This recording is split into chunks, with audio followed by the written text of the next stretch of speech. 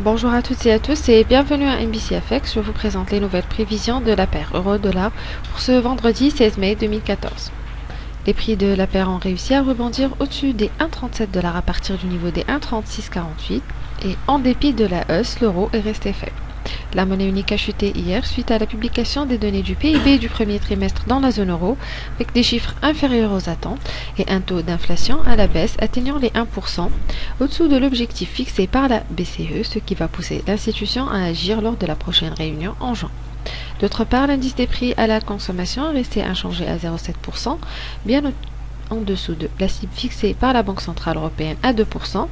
Cet indicateur suscite l'intérêt de tous les investisseurs du fait qu'il intervient pour mesurer l'inflation. En revanche, les données en provenance des États-Unis montrent que la reprise de l'économie est sur la bonne voie, sauf les lectures moins bonnes que prévues de l'indice du marché immobilier et la production industrielle. En fait, les principaux indicateurs, notamment les demandes initiales de chômage, ont chuté. L'indice manufacturier de la Réserve fédérale à Philadelphie a également affiché une lecture meilleure que prévue et l'indice d'inflation est toujours à la hausse.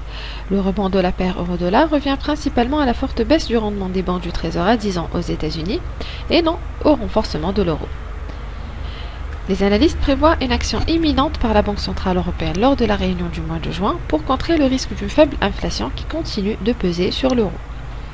La monnaie unique reste sous la pression à la vente en attendant la réunion de la BCE et toute hausse de la paire euro-dollar offrira de bonnes opportunités de shorter. Pour les principaux événements à suivre aujourd'hui, nous notons le rapport de la masse salariale non agricole française dans la zone euro, les permis de construction, l'indice du Michigan du sentiment prévu des consommateurs et le discours du membre du FOMC Bullard aux États-Unis.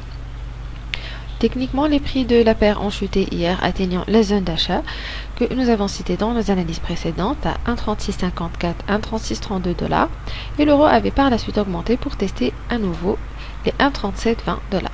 Pour les prochaines fluctuations, nous prévoyons encore plus de baisse pour la paire. Je vous remercie pour votre attention et je tiens à vous informer que ces analyses ne sont pas détaillées.